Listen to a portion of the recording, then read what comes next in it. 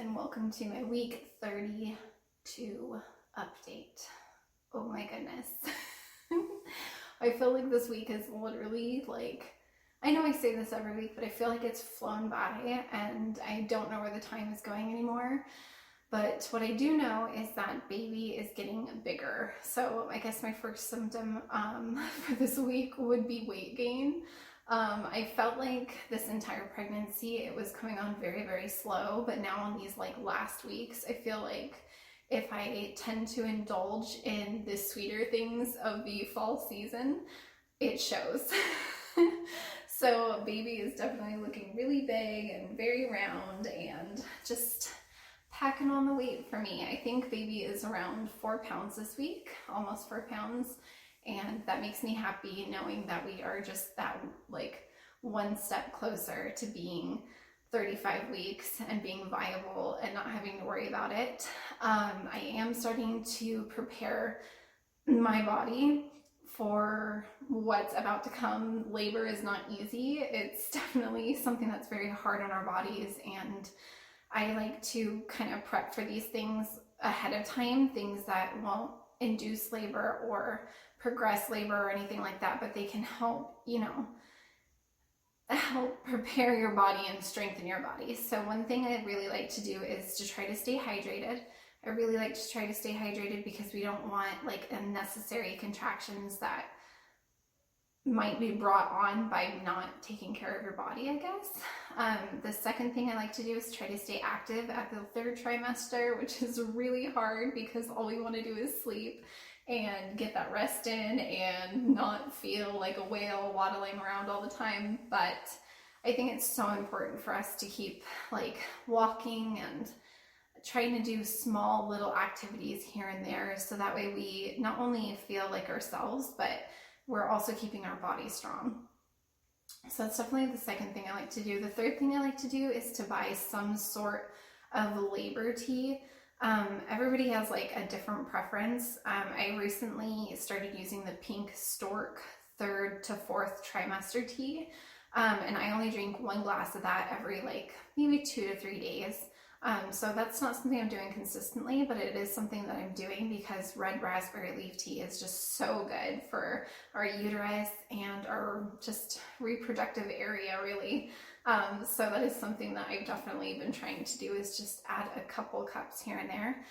The reason I went with that one and I got it on Amazon is because it already has stevia in it, so it's already pretty sweet. But I think it's Mother's Bliss organic red raspberry leaf tea too. I might be wrong on that name, but that's a good one too. You'll have to Google it. The third or the fourth thing that I like to start, which I haven't yet, I'm about to be 33 weeks and 2 days, but what I really like to start on is evening primrose oil. I like to take 1 capsule orally just in the very beginning because it helps tone the uterus again, and it helps also start to soften the cervix and get the cervix ready to go and get the uterus all healthy and everything. There are so many benefits to evening primrose oil, so I highly recommend that you look into it. Talk to your doula, talk to your OB about it. It is just something that has really been a game changer all of my pregnancy, to make sure that I didn't tear and to make sure that labor went smoothly and easily and that my contractions mattered. That's something that was super important to me.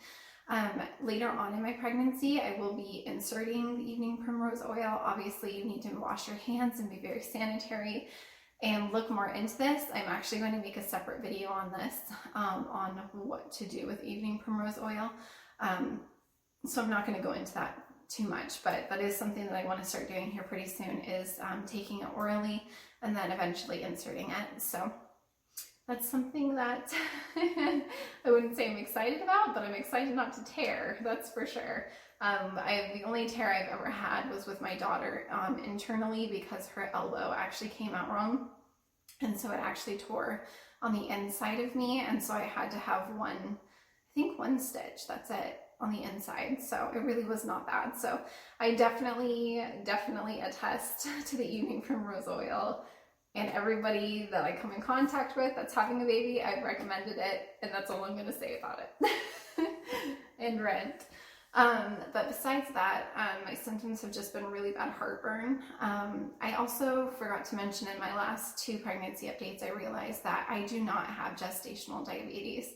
I had to do the 3-hour glucose test. I ended up getting the call and I do not have it. So the nausea from sugar and the tiredness, that was not caused by gestational diabetes, but I do have really low iron and really low vitamin C still to this day, even though I take both supplements. So I'm not sure what's really up with that, but I am trying my best to keep my levels up, and that's pretty much all you can do is just try your best.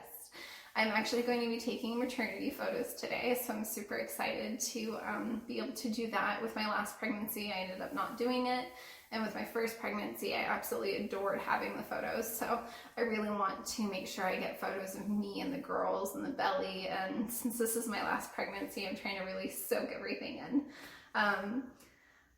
I think that's pretty much it. I'm starting to get a second wind, as you can probably tell, and I'm just trying to stay active and like starting to nest and getting things ready just for when baby comes. So there hasn't been any other real like labor imminent signs that have been happening, except for just still contractions every day. And then severe lightning crotch. So whenever I like bend to go do something, or I'm just standing there, really, if she moves her head down there, because I know she's head down because she gets hiccups down there, it hurts.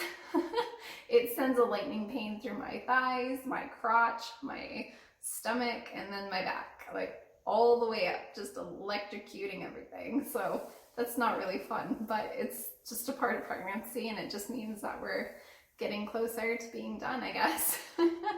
I have one more 2-week span appointment. I just recently had one a few days ago, and so after that, she'll start checking me and seeing me every week. So she still just wants me to monitor her contractions and make sure everything's okay, but beyond that, I think the only last thing I have to update is weight is 158 pounds now. So 158, I fluctuate down to 157, but you know, water weight and all that stuff. And with Halloween, there was a lot of candy involved, let's just say that. So thank you guys so much for watching. I would love it if you would like this video, give it a big thumbs up, and subscribe down below. If you enjoyed my last video with my husband in it and would like my husband to be in my future videos, let me know, and I'll see if I can sneak him in here and see if I can get him to talk a little bit more, because he's kind of quiet when it comes to videotaping, huh? Thank you guys so much for watching, and here is going to be my bump shot. I will see you guys next week. Bye.